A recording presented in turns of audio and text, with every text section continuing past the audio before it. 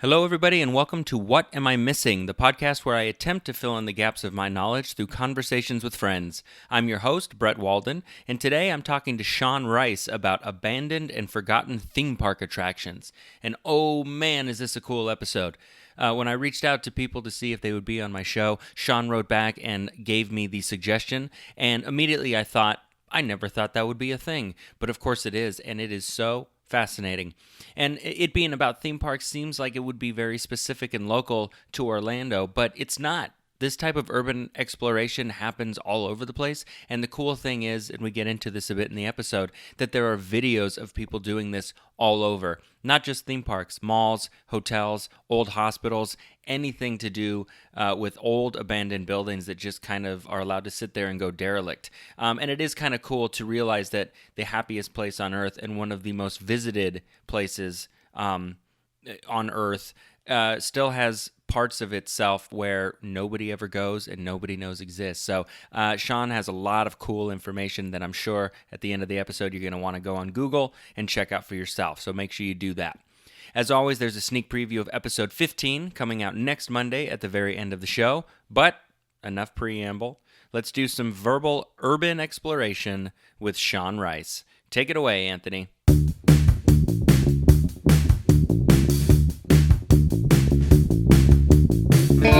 Well, welcome everybody. This is What Am I Missing? And unlike every other episode that we've done, it's actually a beautiful day. I don't know what that means for the show. We'll see what happens. But I am very excited because we have a very special guest in. His name is Sean Rice, and he's sitting right across the table from me. Say hello, Sean. Hello, everyone. Sean, before we get started, tell me a little bit about yourself. You were just kind of filling me in. You said you're from the Northeast? I am. I'm from just outside of Philadelphia, Pennsylvania. Okay. Born and raised.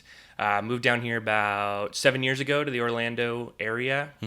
Work for one of the giant theme park conglomerates. Yeah. And we won't name it. We'll let you guess. Yeah, you can guess which one I'm. Well, we'll get to the topic in a minute. Which one I'm a little more biased towards. But yeah, I've been down here for a while. Brett and I met through the improv world. You were one of my teachers. Yeah. Sean, not to gloat on him too much, but Sean was one of the few students who sort of comes through the system and immediately you look at and you go, oh, this guy knows what he's doing. Oh, thanks. Yeah, and so I'm really excited. I'm really excited to not only watch your personal progress in the area, but to have you here to talk about something that I didn't even know was a thing. Oh, yeah. But if you've read the title of the show, you already know what's coming up. We're talking about defunct and non-existent rides and attractions. Yep. Anything that used to be that isn't anymore or was planned and didn't happen in was the supposed theme to park. be. Yeah. Should have happened, maybe should not have happened, or in the theme park world. So I feel like there's a lot that I guess doesn't exist out there. But my first question is, before we get into any of those details, is how? Why is that? What? Yeah. How is that something that when you came to me with the topic, and that was my first question. I was like, why is that interesting? Yeah. Or how does somebody get to know all of this? I don't know. So growing up in the Northeast, we would, go to a lot of the Northeast theme parks, Dorney Park, Hershey Park, Six Flags Great Adventure, but we'd always do a yearly pilgrimage down here to Disney and Universal. So it's always been a nostalgic thing for me, theme parks and that sort of thing. And then growing up and moving down here eventually, and everyone likes the theme parks. Right. So it's sort of that thing, like, of course everyone knows the same trivia, and one of the things that fascinated me, I have coffee table books and pamphlets and things about things that just never happened. For some reason, that was my first kind of embrace of this. Yeah. There were like hotels at Disney that were people knew about. People were booking future rooms for, and then they just never got built. Really? Or like attractions, countries at Epcot that they had signs up that just one night they just took them down and just never talked about. They don't talk about them. And so I think like trying to find more information about those things, because Disney's not talking about them, Universal's not talking about it. Sure. So it's reading about old Imagineers or Universal people, or it took a little more. It took longer to find that stuff. It wasn't like you could just go to Wikipedia. Now there's Wikipedia for it, but right. So I think maybe it was that you had to dive deeper to learn about it. Yeah. And then two, I love the secret parts of the parks. And so there's a lot of cool secret homages to things that used to be there. We'll get into definitely some of those where an attraction took over an old attraction. And, in the third room, if you blink twice and look to your left, you could see the ghost of the old animatronic or something. Right. I love that stuff. That's cool. Yeah. Yeah, I've looked into it a little bit. I know that there are parts of, especially like... Magic Kingdom and stuff where there's like an old water park or something, if I remember correctly, or like a planned one, and some of the remnants are still there, but apparently it's like toxic or something. Like you can't. Yeah. So I do know that these things exist, but I'm curious to see what else is out there, or I guess not out there. So where's a good place to start? So the one you brought up is actually a really cool one. So you're talking about River Country. So River Country was the first official water park ever. It was at Disney, and it was over by the Fort Wilderness campground. Okay. So this was something planned in like the original, Walt Disney on the back of a napkin sketch, that there would be this campground and there'd be some sort of a water playground. And it was designed to be sort of the old swimming hole, rope swings into the water. And they literally used the water from the lake. Oh. And it would get purified and whatever, but it was still brown. It looked like lake water. Right. And so the remnants of that park is still there. And it's super weird. And if you go on YouTube, there's lots of videos of people who have broken in and have gotten caught and are banned from Disney for life.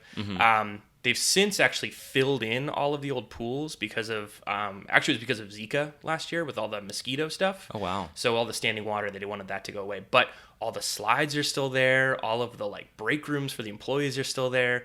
Couple of the videos, the like background music is still playing. It's very weird. Is that true? Yeah. Oh man. And so that was a water park. I went to it when I was little, and then they built Typhoon Lagoon and Blizzard Beach. So now it's just those two that exist. Right. But yeah, it's this weird. Again, Disney just doesn't talk about it, and it's just there. It's the bones of this old water park. They just turned it off one day. So it was a place though that you could go to at one point. Oh, absolutely. Yeah. It was a water park. You could go, you could buy a ticket. You took a boat from Magic Kingdom. If you take the boat from Magic Kingdom to Fort Wilderness, you go right by it. You can see it. It's just on the banks of the water. Oh. If you've ever been to the Hoop-de-Doo Review, at Pioneer Hall at Fort Wilderness, it's just behind that by where the horse stables are.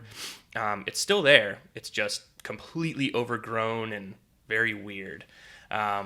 So what about was I correct in that, like, it's toxic, or was that, part of why they sort of paved it over? That was part of it. There's a lot of theories. It wasn't as popular as the other water parks. One of the big things was, maybe you've heard of, like, in Florida where there's standing water, there's these brain-eating amoebas that can get into your ears. And right, you can snort them up through your nose. Wasn't confirmed that was going on there, but I don't know that it was something they weren't concerned about. Right. But for a plethora of reasons, they ended up closing it. But it literally, they just kind of turned the water off and walked away. That's insane. Yeah. So what, and I'm sure this will be a question, let's just get it out of the way now, because I'm sure I'll have this question for a lot of these rides and attractions that got shut down. Why leave it? Like, why not just destroy it and put something on top of it? Yeah, well, the rumor mill would say that that's happening soon. I don't know, can't confirm or deny, but I think it's just a cost thing. I think if it's something that's smack in the middle of Magic Kingdom, you're going to knock it down. Right. But if it's buried in the forest and you have to know where to look and that sort of thing, it's going to be right there. Right. It's just easier to let nature reclaim it. Yeah. Another weird one that's sort of like that was where the Art of Animation Resort is now. That was always planned to be the second phase of the Pop Century Resort. And it was going to be, so Pop Century, if you're not familiar, is one of the value resorts at Disney. And it's themed over the decades from like the 90s, 80s, 70s, 60s, 50s. And then there was going to be a second part that would be themed to the 40s, 30s, 20s to, stay in a 30s themed prohibition. It's a sad room. Yeah. And so they started building that, and then 9/11 happened and the recession and everything, and they just stopped. And so there were these half-completed resorts sitting in the middle of Disney World for years. Yeah. And everyone was like, what's going on? And again, Disney was like, what are you talking about? Like, right. No, there's something over there. And it was just half built. And then eventually they turned it into Art of Animation. But so that's a weird one where they, started building it, ran out of money, put the pause button on, and they never knocked it down. It just sat there. From what I hear, a lot of people lived in it So is Art of Animation sort of built from the bones of Pop Century? Like, it's not like they just paved it over and started again. They just kind of continued building and turned it into something else. And interestingly, if you do go, and this is one of these weird kind of deep facts, so if you go, there are buildings where the doors to the rooms open inside, like a more upscale hotel. Those are the newer buildings, but any of the buildings that open to the outside, like the All-Star Resorts or like Pop Century, those are the original buildings. Oh. So once they came back to the idea, they didn't knock the old buildings down, but there's definitely a difference, right? Because it's nicer to have the doors open inside. You don't have bugs and stuff flying inside when you open the door. But so I've never been to Art of Animation. Is it like half and half then, the doors? Like every once in a while it'll just... Well, it's whole building. So one whole building will be outside facing, right, and then a whole building will be inside facing. Oh, that's and so it has weird. to do with and they're all different themes. So one of them's Cars themed, one of them's Little Mermaid, Lion King, and right. Can't remember exactly which one's which, but it's like half and half. Wow. I love this stuff, especially as it relates to Disney, about like what was supposed to be or what could have been. Yeah. I went to Cal Arts for grad school, and that the story, and understand that everything I think that Sean and I say is Sean's a little more factual based, but mine is definitely like, this is what people said was the story. But Cal Arts was originally part of the Epcot plan before it was even like a park, before when it was actually a thing, similar to like what Celebration was supposed to be, part of that experimental prototype community of tomorrow. Very good. Thank you. But Cal Arts was supposed to be like the school of Epcot, and so it was conceived by Disney, and it was a coming together of two arts colleges, but it was going to be this place where the arts flourished. And even if you go there now, all of the schools are named after a member of the Disney family. Cool. Yeah. So it's very definitely part of that world, but it was also conceived to be sort of so state of the art that I think at one point they were talking about having like a zip line, or a not like a physical zip line where you put yourself in it, but like a fast rail from Cal Arts, which is in Valencia, just north of LA, straight into the heart of the city. Oh, that's awesome. And so it was just like, it was supposed to be this technological marvel, but they ran out of money. Yep. And so they also, I think, intended to build it in case the school failed. They built it so that they could convert it into a hospital very easily. Oh, weird. Yeah. And so it's the hallways are a little wider than you would expect, because you need two gurneys. You need room for two gurneys to move. There's doors that go nowhere because they ran out of money. Yeah. But like the shop, the theater shop where they build all the sets and the props and stuff, has a sprung floor, which you would never expect, because they intended it to be dance studios. Oh my gosh. And so they built this room and then ran out of money and went, oh, I guess we got to convert this into something that we need. And so you've got like this beautifully sprung floor, and if you don't know what that is, it basically is for dancers so that they're not hurting their ankles and knees. The floor actually has some give to it, which you don't need in a shop. No, unless you drop a hammer and expect it to bounce back up to you. But it's like, it's stuff like that. It just always seems to come down to finances. Yeah, and that's what a lot of it is. Yeah. That's like another one that reminds me of is at Epcot. There are show buildings. So show buildings are what an attraction's housed in. So the front looks like a castle, and then you walk in and it's really just a giant warehouse behind it. Right. At Germany, if you've ever been to the Germany pavilion, so you walk into the pavilion at the very back, the left, there's two very clear sort of portals, and to the left is the restaurant, and to the right is just a big mural.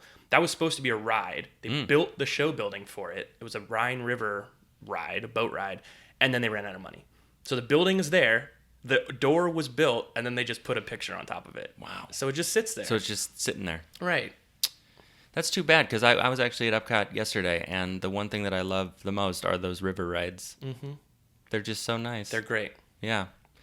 So speaking of Epcot, it is my understanding that there's room in between each country, right? Yeah, so for technically another country. There's room between a lot of the pavilions for future expansion. So they announced a Spain pavilion. That was one of the ones, and then the sign just went away. They announced like an African pavilion, and then that went away. There's like a little African like Coke store that you can go to today, but it was supposed to be a whole thing. Right. There's been rumors. Coca-Cola. Coca-Cola. Sorry. Right. Yeah. That's different. Disney's not pushing cocaine. Well, that we know of. Yeah, not on the surface. There's been rumors of an Israel pavilion, and there were rumors that in Japan they were going to build a Mount Fuji, and it was going to be like a Matterhorn, like they have in Disneyland. Yeah. So they've a Brazilian one was something they've been rumored. So there's a lot of room. It just depends on how far back they want to build and what they want to knock down and that sort of thing. So there's lots of room to expand. And pretty much, I mean, there's room for 2 more parks at Disney, but they'll never do it. Yeah. That kind of feels like that's the reason, too, why they can just afford to just kind of like let things grow over. Mm-hmm. They're just like, we'll just put it over here now. Yeah. It's not like Universal where they are so limited by space that they kind of have, if they want to expand, they have to knock something else down. Exactly. Disney can just be like, just let the trees grow over it again. That's like Disneyland too. It's so small. Right. So anything gets knocked down to put anything else up, which is why, you see a lot of attractions get changed over there, like the Magic Kingdom here, because there's just no room. Right. So. Yeah. So let's, so is that all for Epcot, or, I mean, as far as like, so one of the cool things with Epcot, that's not specifically here, there was a park planned called Westcott, which was going to be essentially where Disney California Adventure is out in California, and it was going to be a West Coast version of Epcot. Oh, wow. And it was pretty much announced. It was planned. There's a ton of concept art you can find. And then basically, from what I understand, it was during the Eisner era of when they started to put hotels in Florida, because there used to only be like 3 or 4 here. And again, finances just didn't happen. But if you look up some of the concepts for Westcott, it would have been like very cool. Oh, really? Like some very, very cool future, like kind of what the dream of Epcot was. So Epcot, if you don't know, the original plan for the Florida Epcot was an actual city. Right. The idea was they were building a futuristic city that was going to be off the grid, that was going to be here. The Magic Kingdom was purely like, and a park, so you can go play in the park. And then the plan happened. They bought up the land. Walt Disney died, and then basically the company was like, okay, we're not really going to do that, right? Like, yeah, it sounded very cool, but we're not. That was the ravings of, we can't do of an old man. Yeah, very cool, but come on. So instead, they made it a theme park. Right, they sort of honored the idea of it. But yep. And Epcot was originally going to be, so the idea of what you see of Epcot today was 2 parks. They had an idea for a park that was a year-round World's Fair, which is what Future World is. So where Spaceship Earth, the big golf ball is, with all your different pavilions representing, energy and the land and all that. Yeah. And then another park that they had in the works where they had, the story is that there were 2 models in a room. One was this World's Fair and one was this pavilion of different parts of the world. And then physically 2 Imagineers were like, hey, wait a minute, and just pushed them together and then pitched it, and then that's what Epcot is. Oh, wow. And so Westcott would be more of that World's Fair specific. It's very cool. If you look up some of the concept art for it, it's a big gold version of Spaceship Earth in the middle, and that's pretty cool. Yeah. So that never happened. Other parks like so there was a Disney's America that was supposed to get built up in like Virginia. That didn't happen. There was going to be like a sea style park out in like Long Beach, I think, out in California, and that didn't happen. And basically, once they started expanding overseas and they realized there was a market, expansions here stopped until the last decade or so. Right. So these stories, I mean, you kind of mentioned it, but are all of these plans sort of being announced publicly and then just kind of disappearing, or are these? Yeah, some of them. Back before the internet, when things kind of could get released and then disappear, and people were like, "Did you remember that?" No, I guess it's gone. Like that would happen. So like the Spain Pavilion there was a billboard that was put up in Epcot that went away. Westcott was sort of talked about, but now was Westcott? I'm sorry, before Disney passed or afterwards? Oh, after. Yeah, far after. Oh, yeah. Okay. Because Walt passed in the late 60s. So he was before anything in Florida opened. So Westcott would have been like the next brother of Epcot. Oh, right. So it was never intended to be the community. It was just always intended to be another park. Yeah. Got it. But yeah, so what were we just... Oh my God, I just got off on a tangent. We were saying about pre-internet. Yeah. So one of the more recent examples of something that came out and then kind of went away. So Disney Springs, what we have today, which is what used to be Downtown Disney. Right. So they announced something called what was it called? Like Flamingo Crossing is something else. The Hyperion Wharf. That's what it was.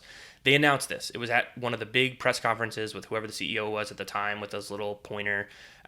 It was announced. It was a thing called Hyperion Wharf, and then it just faded away. And then again, if you ask people about it, they're like, "What are you talking about?"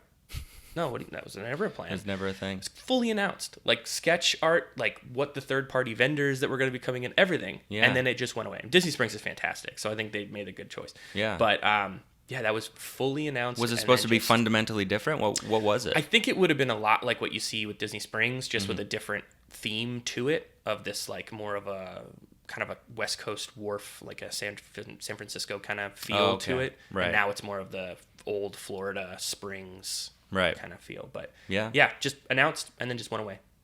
That's crazy. I've been in a conference room at Disney called Hyperion Wharf. So that's the only thing that exists anymore, I think.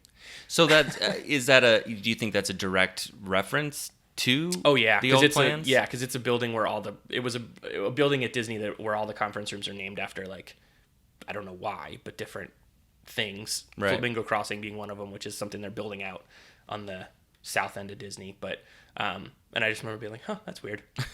So you're going to deny everything about this except the name of this weird conference. Yeah, very except weird. There it is.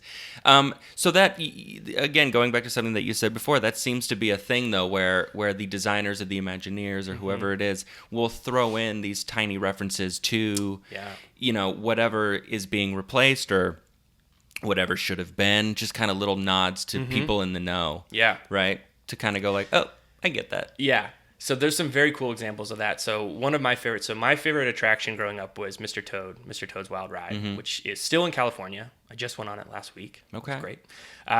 Welcome back. Thank you very much. Made it back. So it used to exist at Magic Kingdom here in Florida, and now it's replaced by the Winnie the Pooh attraction. Right. It's the only attraction I have not been on in Walt Disney World. I can't. Just principle? Yeah, just principle. Okay. Can't do it. So in that ride, there's in the queue. There's a picture of Owl from Winnie the Pooh lore getting the deed from Mr. Toad. So he's passing it over to him. Oh, yeah. Whatever. I don't agree with that transaction. It happened. It's legal. It's fine. It's legally There's a binding. legal deed. There's also a photograph of it. Yeah.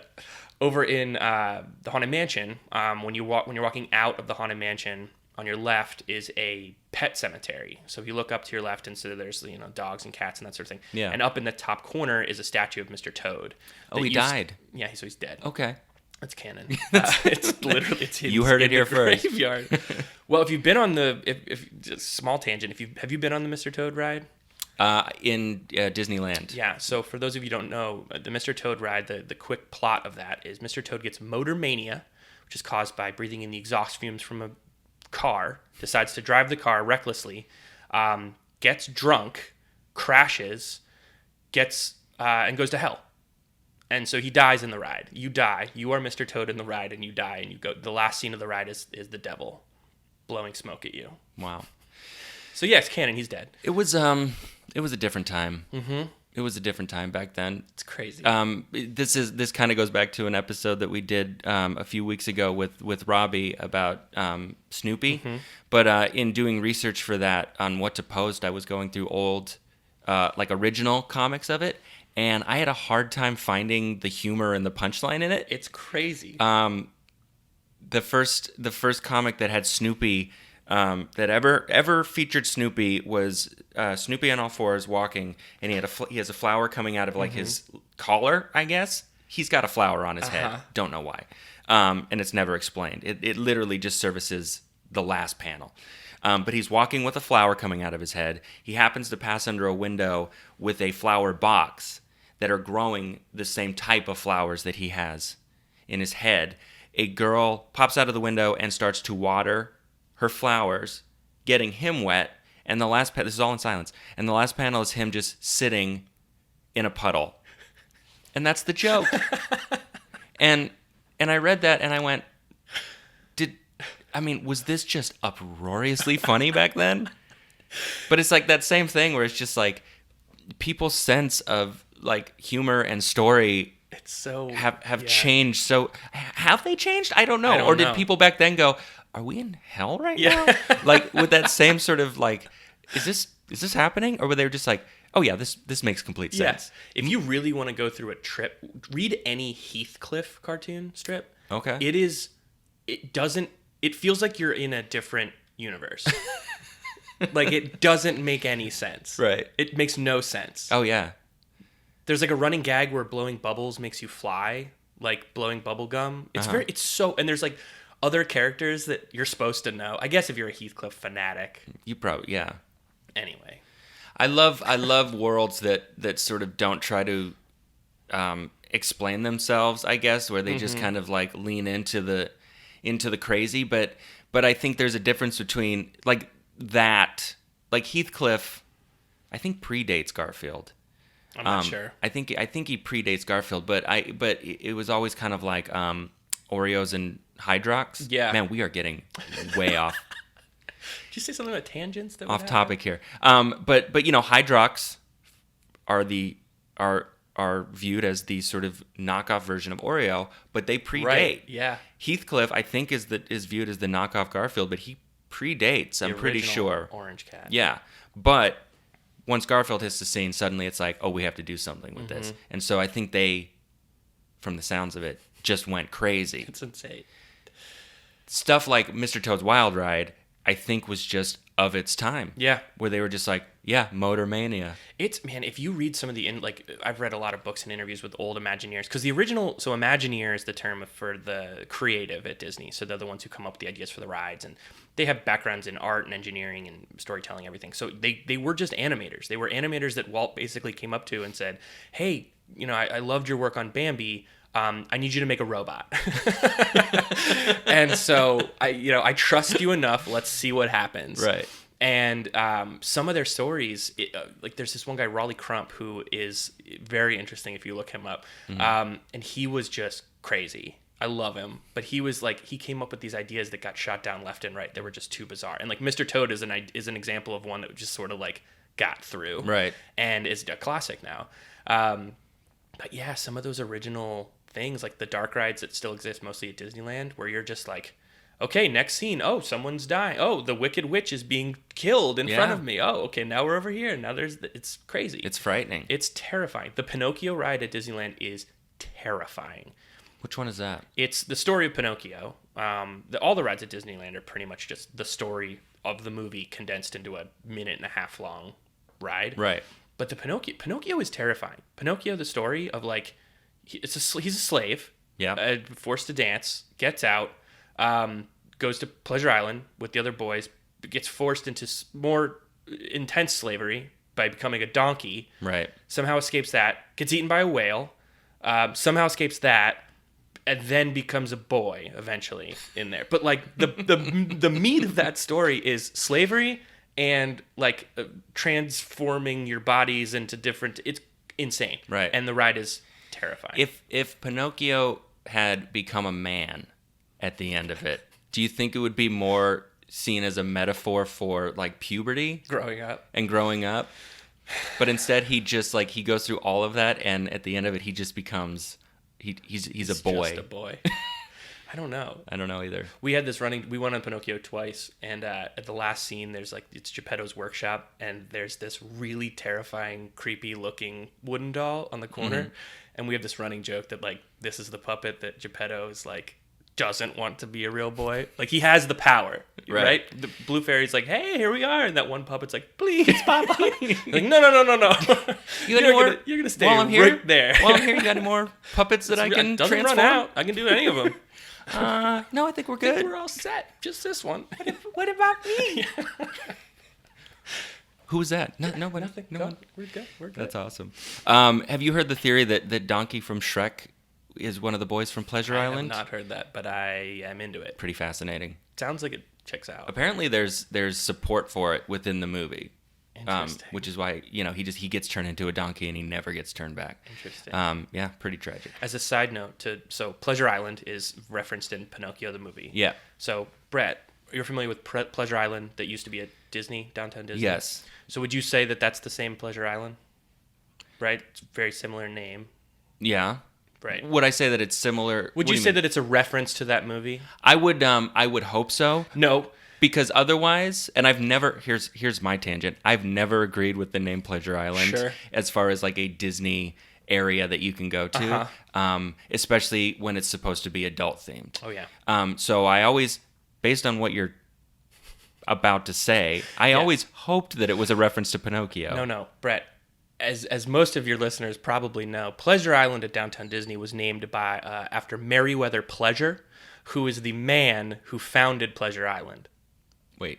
His name is Meriwether Pleasure, and he founded Pleasure Island. It has nothing to do with the movie. He founded the Pleasure Island at Disney? Sure, yeah. Yeah, the one in the movie is not the same. Same name, same concept of just adult behavior, different, Right. completely different. But not named at. Nope. Nobody looked at that and went, "Oh, we should take this Pinocchio reference and name it." No. His name happened. So if his name was Smith, it would have been Smith Island. Smith Island. Yeah. That's even more insane than Mr. Toad's Wild Ride. Yeah, it doesn't make any sense. So what? I came in a little. I think I moved here right at the tail end. Mm-hmm.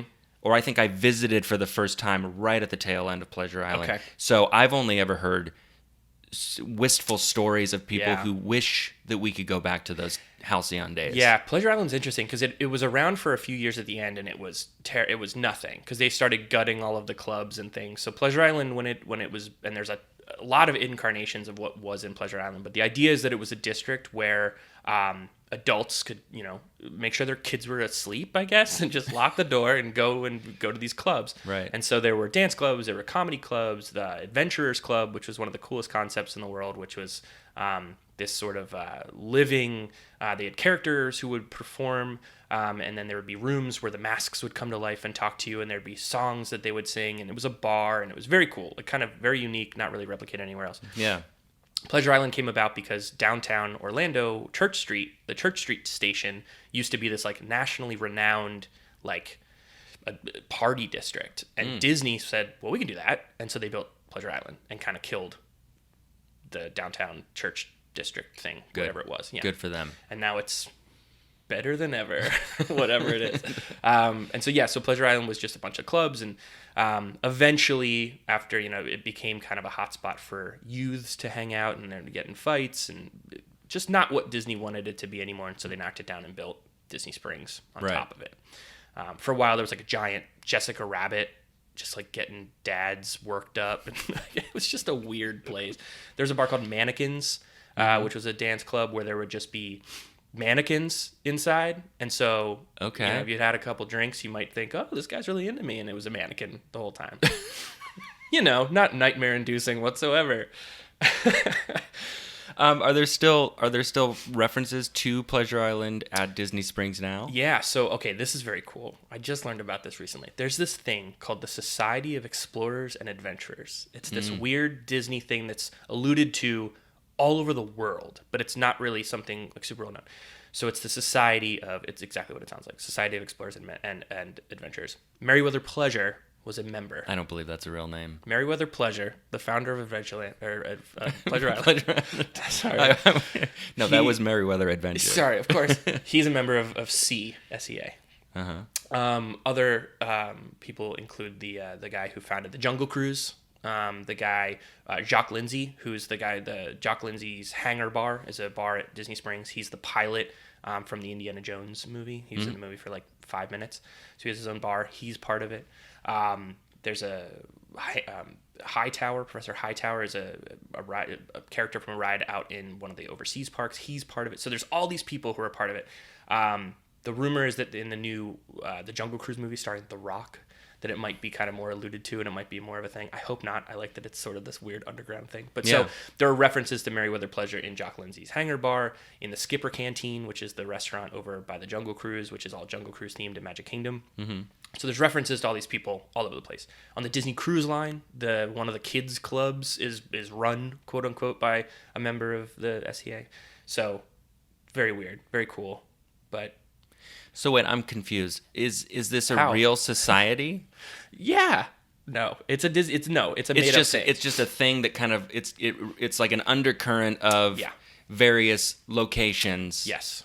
Where it's just so it's a fictional club. It's like S.H.I.E.L.D., Yeah. But so like not everybody knows that all these people like before the Avengers movies, and if people who didn't read the comic books were like, oh, all these different superheroes, they're just doing their own thing. What? They're all friends? Like Right. it's sort of that. It's Okay. like, oh, all these cool like adventurer or like kind of Jules Verne kind of vibey adventurer explorer kind of thing. They all have this membership that they're all part of. But it's not like Club 33 or No, whatever, no, where no. it's like this is something that actual people can join. No. Oh, Maybe that's cool. someday it will be, but no, it's just this story. That's cool. Yeah, and it kind of harkens back to the Adventurers Club, which was the thing I spoke about before, where there was a special drink, and there was I think Kungaloosh was a chant that they would do, and there's songs they would sing, and so that was sort of like this club, and so I think that's sort of what inspired this new club thing. Yeah. It's cool. It is something that I think Disney does really well. Is that subtle storytelling every once in a while. They can be very overt, obviously, with their licensing and product placement and all sorts of things. But then if you really take the time to pay attention and focus on little details, all of a sudden a secondary story starts to emerge where you're like, oh wait, there's something else going on here. And That's one of my favorite. That's the thing I love the most about Imagineering at Disney and Universal Creative to a certain extent, especially with the Harry Potter stuff. It's incredible, the small details you can find and the homages. So if you walk down Main Street, all the names on the windows on Main Street are homages to Imagineers and Disney legends. And so if you didn't know that, it just looks like theming, but it's such a cool thing. right. One of the coolest ones I've seen recently, I was just out in California for a few days at Disneyland. And so they have a new ride at California Adventure. It's the Guardians of the Galaxy Mission Breakout. So it used to be the Tower of Terror that was out there. Right. And so this is a good example of things that kind of got changed over. The Disney fans online freaked out. How could you take away the Tower of Terror? Now everyone's kind of changed their mind because the ride is awesome. Oh, really? It's incredible. And so it takes place in the Collector's fortress. So the Collector character from the MCU. Marvel Cinematic Universe. And so in the Episode 2. yes. And so yeah, throwback, go check it out. It's a good one. So the Collector's Fort, so the queue line is filled with things that the Collector has collected, and a lot of them are from the comics, a lot of them are from the movies, but there are things from the theme parks. So if you look way up in the corner, there's a box that has Figment in it from Epcot. That's cool. There are things that are throwing back to the Tower of Terror, which is the ride that was there before. So there's, we looked up an Easter egg kind of hunt, and we were looking for all this stuff. One of the coolest things, I think, is the soundtrack that plays outside of the ride. If you listen super carefully, and we sat there and listened for a long time, it has pieces of audio from attractions that have closed at Disneyland. Really? So, yeah, and if you know what you're listening for, you can hear kind of cues and things from, or like, small snippets from. It's so cool. Yeah. It's I love that they do that stuff. unnecessary. Yeah. For like the 5 people a day that would be like, wait a minute, is that Neil Armstrong's speech from the Great Moments with Mr. Lincoln soundtrack? Yes, it is. Yeah. But that's who it's like, it is unnecessary for 98% of the population, but it's like, it's not done for them, I think. Right. I think it's done for people like you and me. Yeah. And probably people who listen to this podcast. Yeah, sure. Who just love that sort of, that level of detail. Like, I'm so fascinated by references to other things. I think I was talking to somebody who was, they wanted to talk to me about the show the other day at work, and I was like, you should come on, and he was saying like, oh, but I'm just, like I'm into things, but I don't know that I'm, like at a certain point I just stop being into them, and I said, but I think you're a lot like me, where I'm interested in things, but I'm more interested in like in their impact on the real world. Yeah. I'm not really into fictional universes, but I am interested in like how they came about, how they were developed, what they were influenced by. Yeah. And it's like, but it's stuff like that sort of, obviously there's an Imagineer or a team of Imagineers out there who want to pay homage to the past and what came before, and to sit there and try to listen for those little things makes complete sense to me. Yeah. Just so you can turn to the person next to you and go, did you hear it? And they go, I don't care. What are you talking about? And you're like, this is significant. like one of the cool things they just announced, so they're building Star Wars Galaxy's Edge, which Yeah. is the new Star Wars themed land at Hollywood Studios and then also out at California. Yeah. Which, by the way, went to Toy Story Land yesterday and got to see over the fence. It looks insane. It's going to be very cool. It's going to be, I mean, it looks straight out of the movie. Yeah. It's insane. Anyway. I'm trying to not look at anything. Yeah. Like, I've seen the concept art and stuff, but I'm trying to just put my blinders up because I just want to walk in and just be like, dude, blown away. The level of detail is crazy. Anyway, go ahead. I have some friends who have worked on the project, and I'm like, don't tell me anything. Yeah. Just be quiet. So the Star Tours is the ride that's currently at Disneyland and Hollywood Studios. So it's in its second incarnation now, changed about maybe 6 or 7 years ago. And so originally your pilot on Star Tours, his name was Rex, voiced by Paul Rubens. And so now it's C-3PO.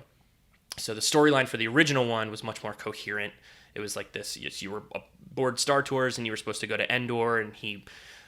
Really, if you look at it, Rex doesn't do anything wrong. It's more R2-D2, but that's a whole thing. And I don't know why everyone blames Rex, but anyway, coordinates are off. So now Rex is not there anymore, but they've just announced Rex is coming back, and he's going to be the DJ at the Cantina Bar. Oh, wow. Okay. And you know he's going to mess it up. He's going to screw it up. But I love that. So, like, yeah. I mean, that's one of those more, like, heavy-handed references, because most people who have been on Star Tours would recognize, especially the voice once you hear it. But such a cool thing as a throwback to that.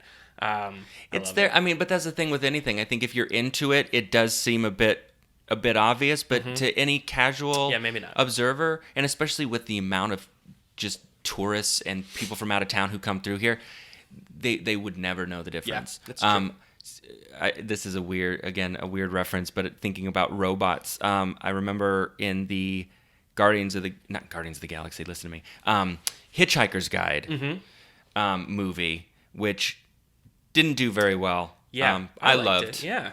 But there's a scene where they are in line, I think, to essentially for like unemployment. They're trying to get there's a line, and there's like a wide shot, and there's all these aliens, and there's different robots and stuff in the line, and peppered throughout are references to the old TV show. You know, there's the original Marvin in line, and there's like and so it's just like. If you looked at that scene very quickly, you just go, oh, robots and aliens. But if you know it, you kind of go, again, you turn to the person next to you and go, that's the original Marvin. And they're like, I don't care. Well, I think that's why people are so excited about Ready Player One, because you could pause that movie in any scene and see something in the background. Right. You know, some of them were more obvious, like Iron Giant and that sort of thing, Back to the Future car. But, and that's why people love doing the Easter eggs on the Pixar movies, because it always references the next one coming. And, that was very cool. It just makes you feel like you're part of a larger community that's not so big, though. It's still very exclusive. You know, it's kind of the community that you sort of enter into yourself. You know, like with this, I'm sure that there's a hardcore group of people who want to know and find out as much as they can about like ideas and rides and things that never came to fruition. But there's not a lot of you. Yeah. Right? There are a surprising number of really great YouTube channels specifically about this stuff. Yeah. Which is probably how I've gotten back into it recently, because it is so much. And it's so well put together and produced, and check them out. They're amazing. So I want to kind of make the transition, and I've got a really great transition from Disney to Universal. Yeah. But I don't want to leave Disney yet before we, without finding out, is there a concept or an idea, or is there just something that you wish, that had ever been put out there that you wish had happened, or something that you wish just had never gone away and was replaced by something else? I mean, I'll always miss Mr. Toad. That's always my favorite from when I was little. That was my first foray into online like message boards. There was a website called Save Toad. Oh, wow. I bought a t-shirt. So I'll always miss that. But I will say I'm definitely, I don't want were you going to say something? I was just going to say, I remember doing a drawing of the car from Mr. Toad's Wild Ride, and I think you wrote to me, didn't you? Yeah. Because for the show, which I never saw. Animatronicans. Yeah, I never got to see it. I'm very sad. But yeah, I have an enormous framed screen print of, it's just the Mr. Toad ride vehicle. Yeah. And that's it.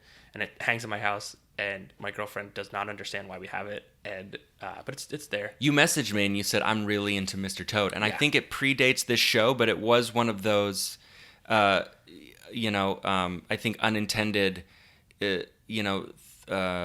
inspirations for this show, where you sent that to me and you're like, I'm really into Mr. Toad's Wild Ride. And I remember reading that going like, oh, weird. Yeah, what a weirdo. So anyway, so go ahead. But no, so what I will say is, although I love and I miss my, nostalgia from childhood and things, I am a very heavy proponent in change. I think there's a Walt quote about, Disneyland will never be done. It'll always change. And I think people, especially in the fan world, that are just like, I don't want you changing what I grew up with and that sort of, you have to just give into it. And there will always be cool, which is why I love the homages. So like, they're not forgetting about what used to be there, but it's things that are changing.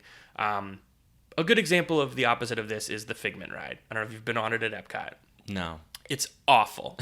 So the original ride, this is my last Disney thing. Okay. The original ride was based on an idea that Walt Disney Imagineering had come up with for this unbuilt park, or this unbuilt land called Discovery Land, I think. And so, long story short, it came up with this idea of this dragon and this character called the Dreamfinder. And so the original ride at Epcot was you were following along the Dreamfinder, who was on this big ship, and he was trying to explain what imagination was and trying to explain how you kind of collect ideas and then how your brain can kind of turn them around. And in the process, he comes up with Figment, so Figment of your imagination. Right. And so Figment and the Dreamfinder have this really cool kind of back and forth of Figment is this childlike, I want to do this, I want to do that, I want to do this. And the Dreamfinder's like, great, but let's gather it all together and then let's talk about what we can do with it and be creative and be productive and build and that sort of thing. And it was very cool. And then it ends with this song, and it was a very Disney, it was one of the first kind of IPs created for the parks. It wasn't from a movie, it was just built in-house. It was amazing. Right. Then for some reason, Disney decided to change it, and they gutted it. It came back up. No sign of Figment. No sign of Dreamfinder. Eric Idle was there. Okay. And the premise of the ride is no one in the ride has an imagination. And then you go through this lab, and you come out, and you do have imagination. Huh. And that existed for about 6 months. And then they put Figment back in. Still no sign of Dreamfinder. And it's bad. It's like one of the most poorly reviewed rides, but there's so much Figment merchandise. Yeah. Because people remember the old story. Right. For some reason, Dreamfinder is nowhere to be found, and it's awful. And that's one of the examples of, I think, a poor decision of what they've changed. If they had torn the thing down and put up a brand new experience, fine. Yeah. But to do this weird, not good version of what was good. I wonder what led them to that decision. I'm assuming money. Yeah. The rumors are that Kodak, who was the sponsor, pulled out and they lost all that money and probably some of the IP for it or something. Right. I don't know. They're like, we need more Monty Python. Right. And I love Monty Python. Yeah. I love Eric Idle. But he's a drag. He's no Dreamfinder. No. Well, you can't get that's the problem I find with things like that. You can't get people like, Eric Idle, people from, something like Monty Python that were so subversive and so out there, and then put them under the Disney banner. It's weird. You're basically putting a muzzle on them. Yeah. Sometimes it works. Sometimes it's funny. If you've seen the Canada movie in Epcot starring Martin Short. Martin Short. It's great. Yeah. He's hilarious. Yeah. Yeah. I have opinions about that. Not a big Martin Short fan. Don't like him. But I see where people would enjoy that. So anyway, let's transition. Yes. Over to Universal. Let's do it. And here's how I'm going to do it. Animal Kingdom. There's a dragon. Oh my God, I can't believe I didn't talk about that. Right? Well, that's this. So this is how I'm going to transition over. Yeah. Let's talk. So talk to me about Animal Kingdom. Okay, thank you, because I would have been really upset if this would have been my answer to your question at the end. So Animal Kingdom, this is so crazy. So when they built Animal Kingdom, the idea was there were going to be representation of 3 different kinds of animals. Animals that were dinosaurs, animals that are elephants, lions, et al., and animals that never were or never will be. So dragons. And so if you look, the first thing you see when you walk up to Animal Kingdom, the ticket booths to buy tickets to go into the park, all the way on the right has a dinosaur. Yep. Middle, elephant. Left, dragon. It has a dragon. Yeah, it's still in there. In the original concept, and again, the press releases, straight up dragons. There will be dragons at this park. This is not a rumor. The original, when the park opened, there was a boat ride that went around the Tree of Life. It went by dragons. It went by dead knights, which eventually got pulled out because people were freaked out by it. Like fire that bursted out of caves. Yeah. There was, and still is, if you know where to look, a rock formation that looks like a dragon head that's a waterfall right by where Pandora is now. Mm-hmm. This was a thing. It was happening. It was going to be this mythical, it was called Beastly Kingdom. And there was going to be a good side and a bad side. And the good side was going to have like a hedge maze with a unicorn. And the bad side was going to have this dark tower ride, dragon tower ride, where it was going to be essentially, the rumor is, here's the transition, what is, well, now it's gone, Dueling Dragons. Right. So the ride that was built in the Universal Islands of Adventure Park, the rumor is that this was essentially just taken. It was old Imagineers that went to work for Universal and took the plans. I don't know if that's true. Yeah. I like to believe it's true. It's kind of a cool story.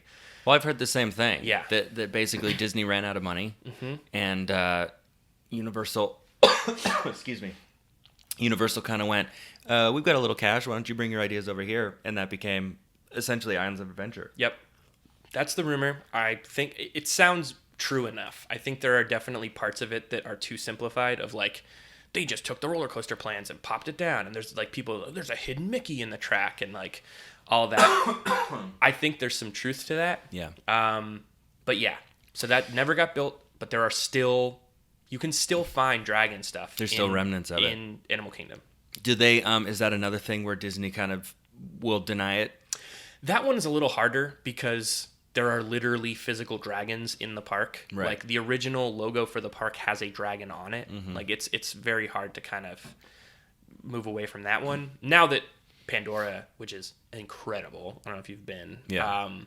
It's I think it's been put to rest that it will ever come because now you have the mighty Ikran that you can ride and it's a good dragon. The Pandora thing kind of fulfills, I think, the original promise of animals that never were. Yeah. A few years ago on Facebook, I wanted to come up with I wanted to see if I could come up with my own rumor that seemed like legit enough that people would go like, oh, okay, that seems right. Yeah. And so what I came up with was, did you know that there are a number of hidden Mickeys at Universal? Which seemed far enough out there for me that it wasn't true, but it seemed plausible enough that people might go like, oh, interesting. Yeah, a lot of people jump ship and go, between the companies. Yeah, and so I was like, did you know that there are hidden Mickeys in Universal? And immediately somebody responded who works for Universal and was like, oh yeah, there are like 23 of them. And like basically confirmed it and was like, yeah. And immediately I was like, oh shit. But I think that came from that time. Yeah. Where a lot of Imagineers were kind of being drawn over to, Universal. Yeah, there's some fairly big names of people who were at Disney and then went to Universal or vice versa, and which honestly I think is great. I think it's great to share. That's how you get things like Volcano Bay and Diagon Alley, and it's incredible. Yeah. But yeah. So let's. So now that we're sort of in Universal now. Yeah. Let's talk about that. Obviously. I know a few more things about that because that's where I'm located.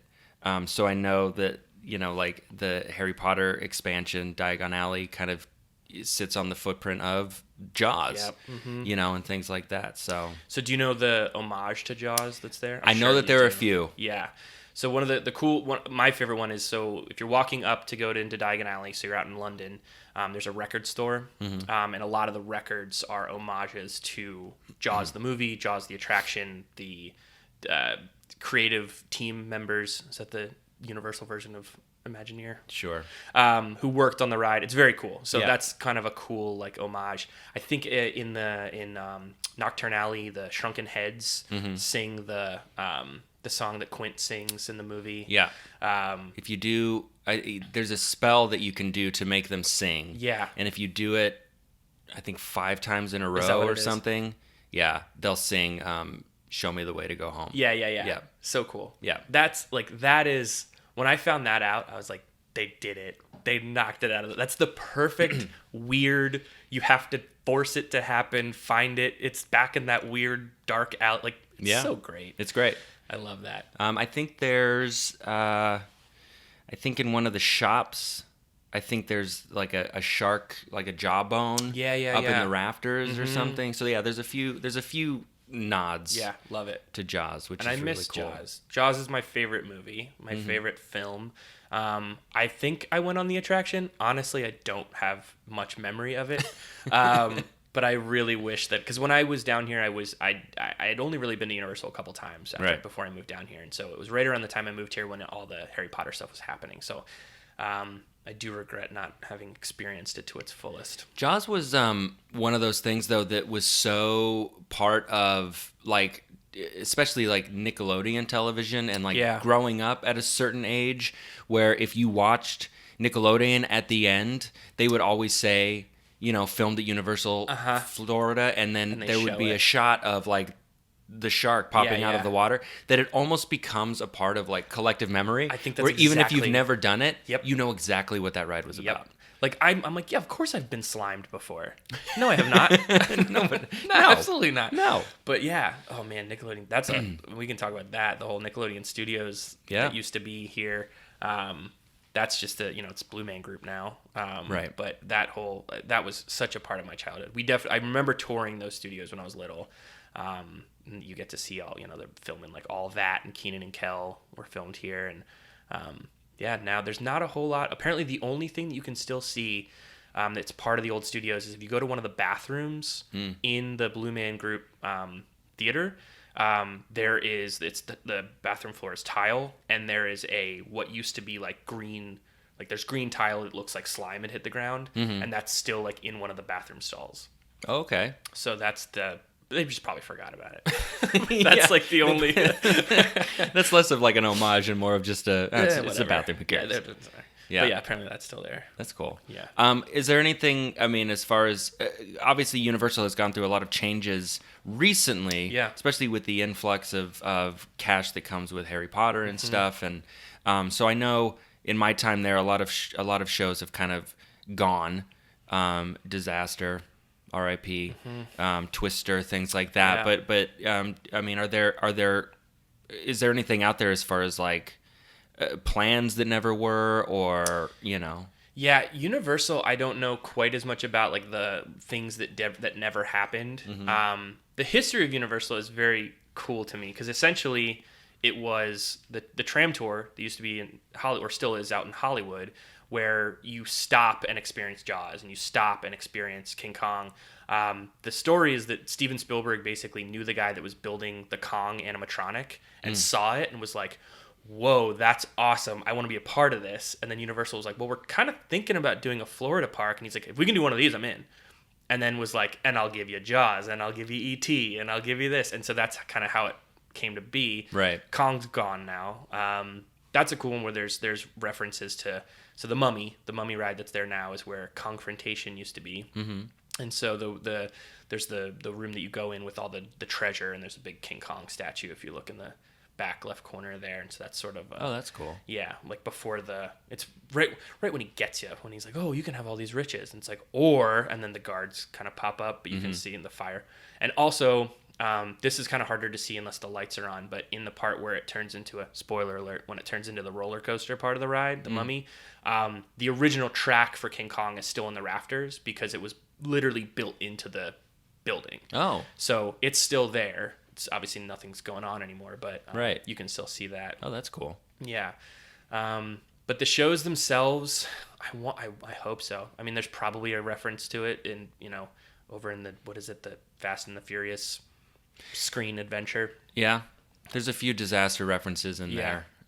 There's a jacket that's hanging on a chair, and yeah. R.I.P. R.I.P. And the Jimmy Fallon ride is a natural disaster. So that's a reference right, to that's Twister. A reference to Twister. Right, yeah. I kind of wish that I had seen, I know people speak very fondly of like old Universal with like the birds and, things like Hitchcock, that. Yeah. One of the things I do know, so the Minion ride, which was the Jimmy Neutron ride, which was the Hanna-Barbera ride, apparently in that there are references to like the rocket that you used to ride in, quote unquote. Of those rides, you can see those old rockets flying around in some of the scenes, and some of the color schemes they use references the Nickelodeon stuff. So there's a lot of bright orange and green, and I don't know if that's a direct homage, but I've heard that can be right if you really want to believe that that's a correlation. Yeah. Yeah, there's, I think with, like I said, with the space sort of being more limited as far as what Universal is able to do, like they're doing really great stuff, and they're finding, literally every square inch that they can in order to expand, but a lot of it is just kind of demolish and rebuild, Yeah. It'll be interesting to see what comes, because there's rumors of what Universal is doing next with Nintendo, and there's rumors of a new park, and there's rumors of Star Trek, and so it'll be very cool. And I think hopefully a lot of that will be in either new I've heard rumor that it'll be back where the Feifel, the Barney stuff is, and I've heard it'll be a new park. As long as they don't touch E.T., there won't be a problem. I don't know if they're legally allowed to. The rumor is that basically, like, while Steven Spielberg has until his last breath, is that ride can't be touched, which is perfectly fine with me. Yeah.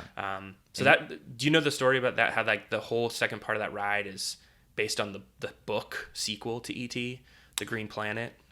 No, I've heard of the intended sequel, but I didn't know that the ride was... Yeah, there's a book which references all that insanity that happens immediately in that ride. Right. And the rumor is that it was going to be another movie that never happened. Yeah.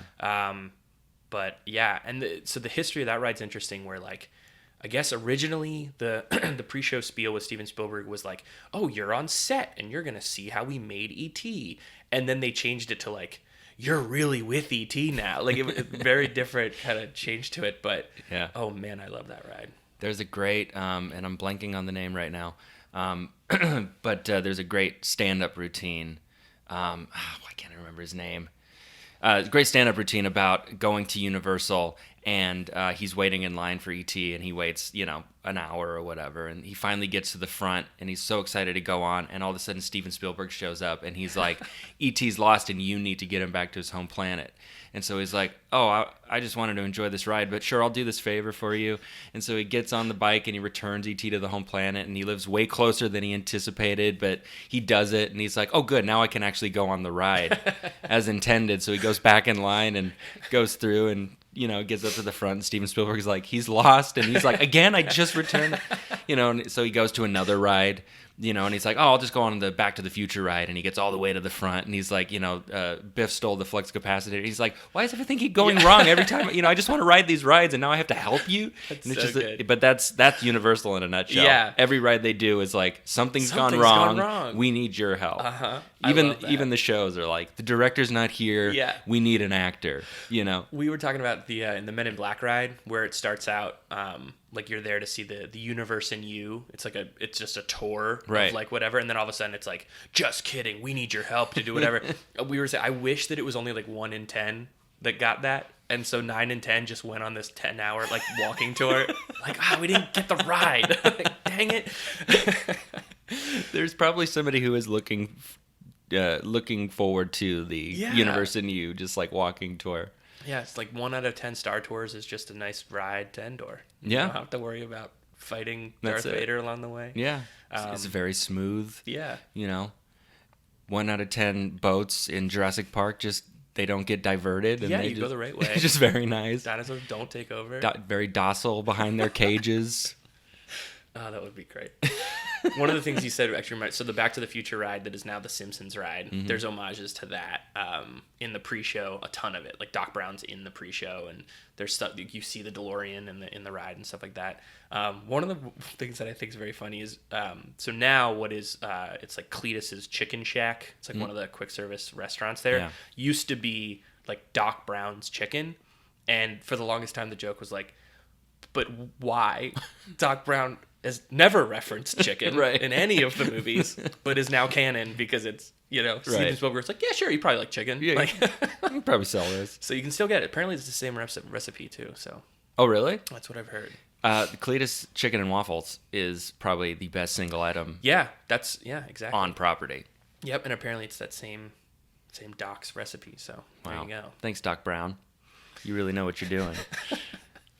Is there, before we kind of started recording, I know we were mentioning other things. You had mentioned, like, being from the Northeast with, like, Hershey Park and things like that. Is there, Yeah, I mean, there's not as much of that, like, deep theming that goes on. A lot of those parks are just, like, roller coasters, chocolate, Hershey Park.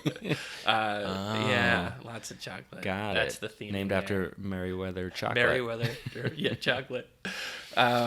Hershey Park's crazy though. That whole town is insane. It's literally the whole town exists because of chocolate, and so like the streetlights are Hershey Kisses, and literally the whole town smells like chocolate because there's a giant factory in it. Yeah, and then a theme park in the middle of it, which started kind of the same way that Disneyland started, where Disney was like, Walt was like, I want to build something for the people to be able to play with their kids and not have to, deal with the shady kind of side of the city, and let's build this. Same thing here. Milton Hershey was like, I want to build like a place that my employees can come and relax, and then it just evolved into this roller coaster park. So wow, but it's cool, especially if you want to see like a 6 foot tall like Reese's Cup character walking around. I've always wanted to. Right. Well, you can. Wrapped or unwrapped?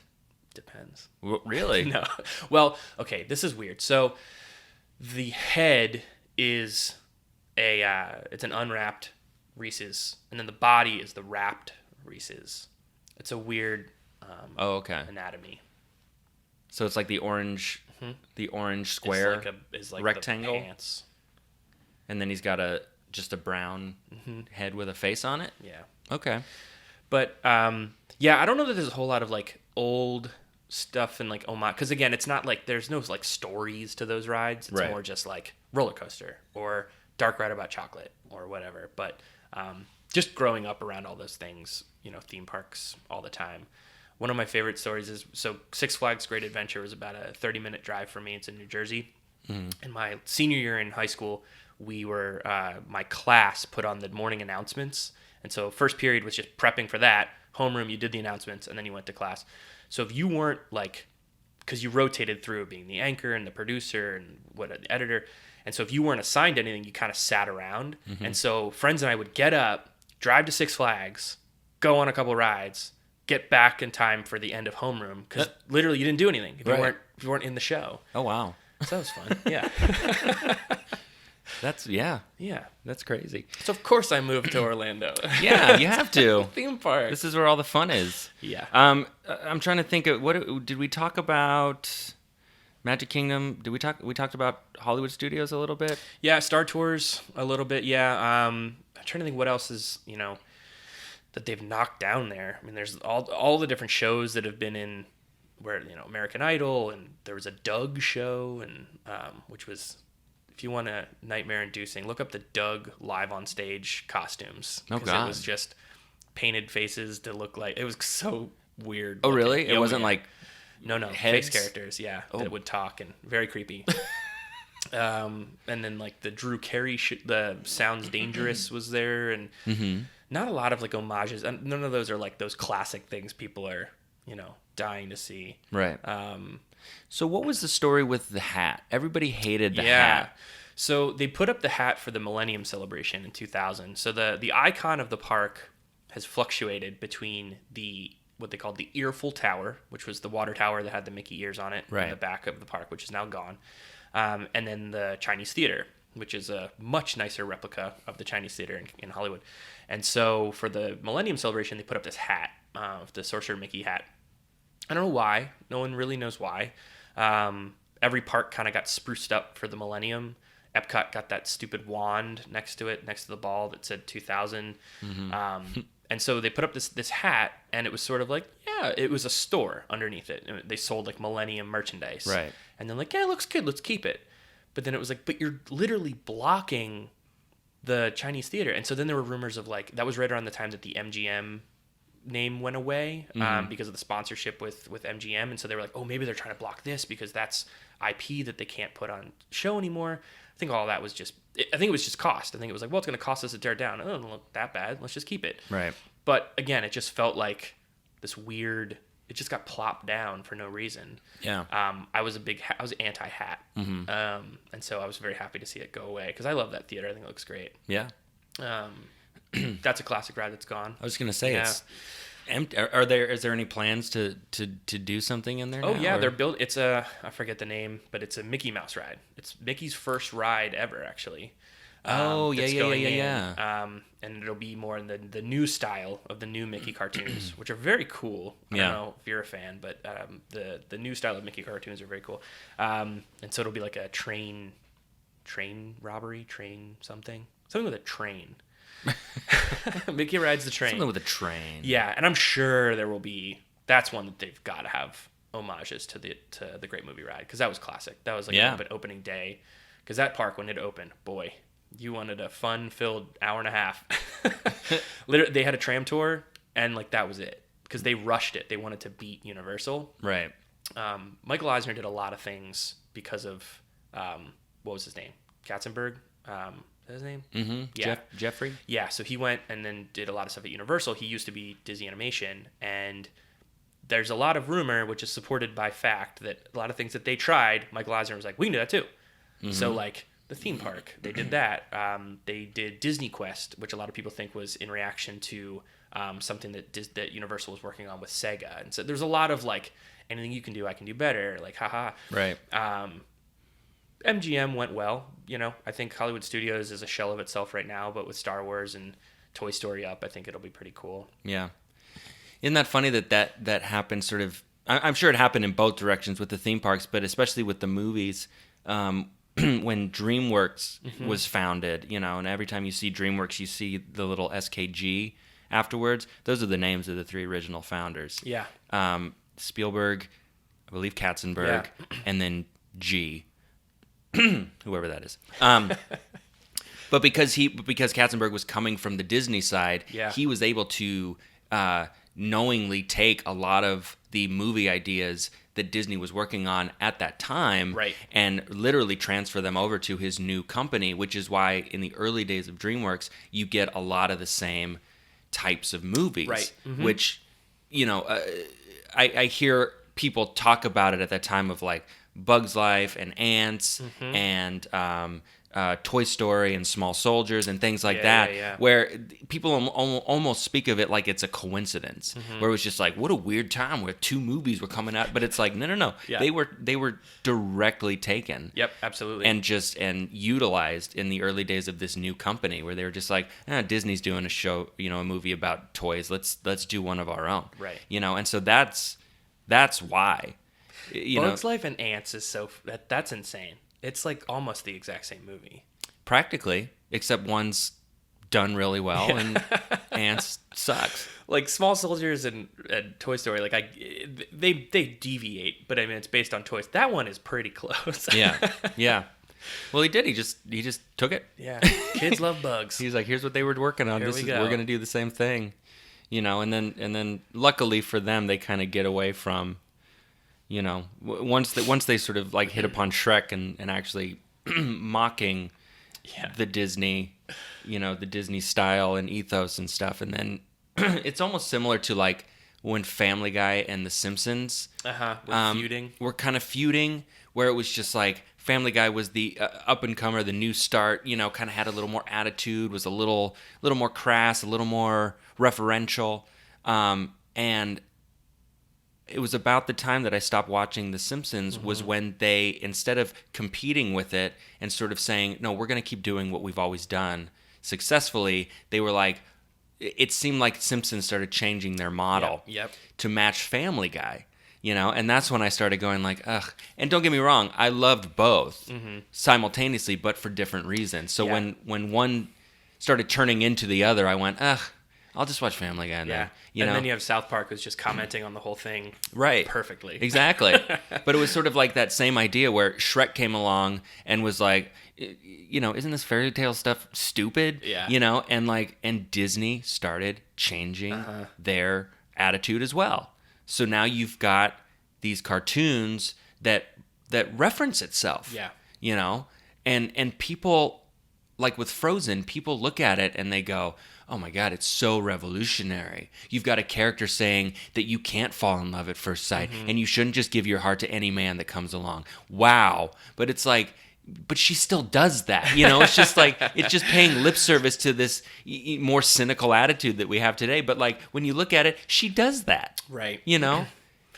But it still follows the same fairy tale arc. 100%. It's just a different, plug and play. I like Frozen. I mean, I think like Princess and the Frog was a good example of like, I think Disney going back to its roots a little bit. And I think it's fantastic. I don't think it got enough praise, but you want to talk about like movies that's sort of, similar to the theme park thing that we're talking about, that sort of like fix itself or change itself halfway through. Elsa was meant to be the villain of that movie. Right, and then they heard the song and they were like, oh no, this is too good. Yeah. We can't put it in the mouth of the bad guy. And so halfway through, all of a sudden, she's not the villain anymore.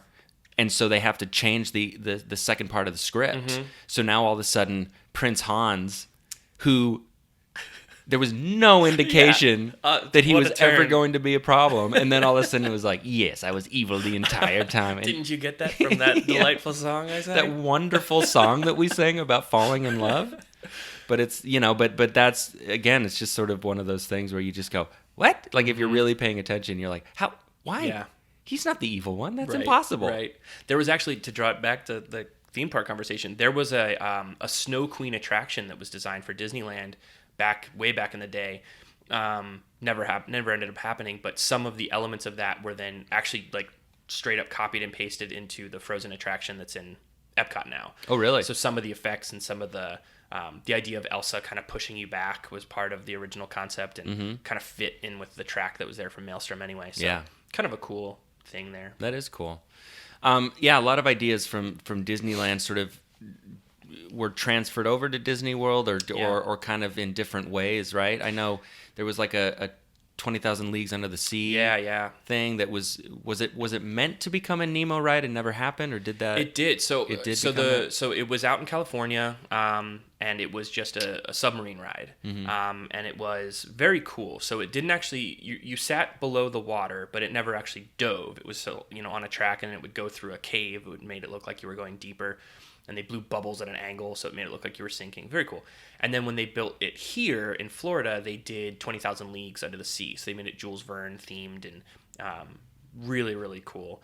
Then that got paved over and is now New Fantasyland. It was Pooh's thoughtful spot for a second. If you catch that theme of Winnie the Pooh just being an idiot. So then now it is where Ariel... her meet and greet and her ride are. There's actually a very small little Nautilus, which is the ride vehicle that you can see in the rock work, which is kind of a cool throwback homage to that. The one out in California still exists, and it's Nemo. It's very similar to the ride that's in the Seas here at Epcot, where you go and you see little animatronic fish and their songs and whatever. It's a cool ride. You feel like it was built back in the 60s. It's very tight. Right. Kind of cramped. I can't really do it. I get claustrophobic inside of it. But so that's kind of had 3 incarnations. It was just straight up submarines, then it was the Nautilus, and now it's Nemo out there. But yeah, so that came over. Essentially the same mechanisms, though. Same exact ride. Yeah. They used to have like live divers that would be down there with you, and then they got rid of that. And but yeah, that's out in Tomorrowland, out in California, because a lot of the stuff from Magic Kingdom or the Disneyland came to Magic Kingdom in Florida. So Pirates, Haunted Mansion. A lot of the dark rides, like the Snow White ride, was a copy, just a direct clone. Mr. Toad there were 2 tracks here in Florida, but it was the same idea. Peter Pan's Flight, the Carousel, Dumbo. A lot of the Fantasyland stuff was kind of copied and pasted over. Yeah. No Matterhorn though. No Matterhorn. There was going to be the rumor was the ride they were going to put into Epcot, the Mount Fuji ride, would have been similar, but yeah, no Matterhorn. My favorite thing to do is go to Splash Mountain, or it used to be. It's such a teenager thing to do. But go to Splash Mountain and ask about the source of the theming. Because they don't really talk. They don't talk about it at all. No. But you've got like Brer Rabbit and Brer Bear and Brer Fox and it's like we're missing somebody. where are these characters from? That's what I used to like to ask all these poor employees. Oh yeah, that's just don't care. And I just, what movie is this from? And they're just like, shut up, kid. Yeah, we don't talk about that. So that's a cool. So California, the one in California, almost all the animatronics for that ride are just straight up pulled and plopped from another ride that was called America Sings, which was like a basically kind of a carousel progress style where you rotate through a theater, and it was birds and animals singing about America, and then that closed, and they literally just pulled them and plopped them in that last show scene when they're all singing on the riverboat. Right. Two of them that were geese were taken out, completely stripped down to just their robot parts, and put into Star Tours as robots. Oh, weird. So if you look closely, you can see that their feet are webbed and they have little tails on the back because they are just like de-skinned goose. Really? Yeah. Here? No, the one in California. The one in California? Yeah. Wow. Yeah, so they were just like, quick, we need 2 robots. Give me those geese. Wow. That's amazing. Yeah. I love stuff like that. Yeah. So we're kind of getting near the end Sure. here, so you know the question that's coming. Is there anything that we didn't talk about or you wish I would have asked about that you want to get out there, make sure that people know about, something you find interesting? I think one of the more bizarre things that doesn't exist anymore that still physically exists. It's near river country that we talked about. So it's something called Discovery Island that's still there. It's out in the middle of Bay Lake, which is, if you know where Magic Kingdom is, and then there's the Contemporary Resort. Yeah. The body of water that's behind the Contemporary is called Bay Lake. And there's an island in the middle there that used to be this bird and wildlife sanctuary. And you could buy a ticket, take a boat out there, see all these animals and whatever. And Disney, basically when Animal Kingdom opened, they brought all of those animals to Animal Kingdom and then just walked away. And there are videos of people, I do not condone this because you will be banned for life from Disney if you get caught, right, swimming out to the island and taking video. And it is so creepy. Yeah. Same idea as like the people who go to river country, but like there are other animals who have like taken over this island, and there are like literally just one day it closed, so there are like employee name tags that are just around, and like paths that have been overgrown, and again, like they'll never touch that. Why would you need that island? So that will just exist as this like decaying, overgrown thing that used to be there. It used to be this little zoo, and it's just sitting there. And unless you were there, you know about it, it just looks like an island. Yeah. You're like, is there a dock over there? That's Can weird. you see it from the monorail? Yeah, you can see the island. It's huge. Yeah. The only way to really get a good look at it is if you take that boat. If you take the boat over to Fort Wilderness, you go right by it. You can see the dock and stuff.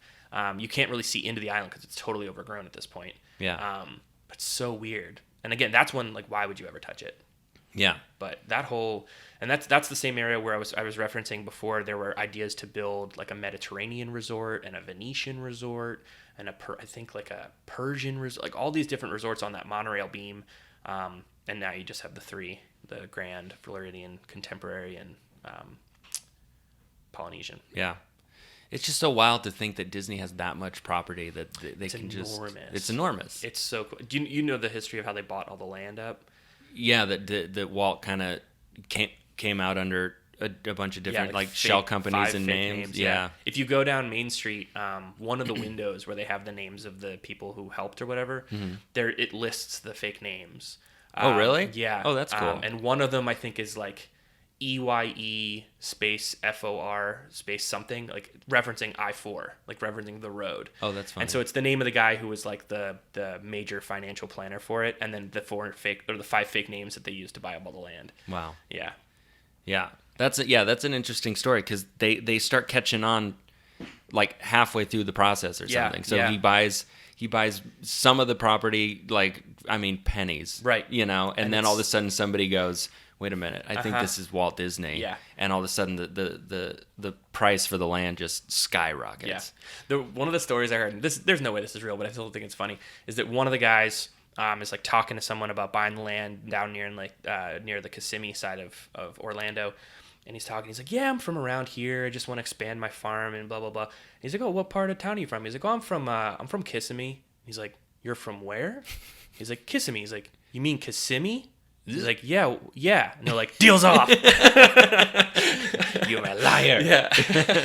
I don't think that's true, but I think it's funny. Yeah, that seems like a local legend. Yeah. It's just like, these idiots who say kissing me. And this farm's still mine to this day. Yeah, that's funny. No, it's just fascinating because it's like when you first pitched the idea to me, it immediately made me think of like abandoned malls. Yeah. And like if you ever watch videos of like people going into like these just buildings or like hotels. Oh yeah. Anything where people just once lived and played and laughed and and just like to think that existed and now it's just abandoned. But also for me it kind of makes me think of our own future where it was where it's just like places that we go today where there's just so much life happening and there's just so much enjoyment, and then there's going to come a day where it'll all be screens, where people will just close. They'll just get up and leave. Yeah. You'll just walk away from it, and the fact that Disney can be visited by millions and millions of people every day, and yet there's areas of it that are just ghost towns, and the property is so big, Lord knows what else they've got hiding under those trees. Yeah. It's crazy. That people don't even know about.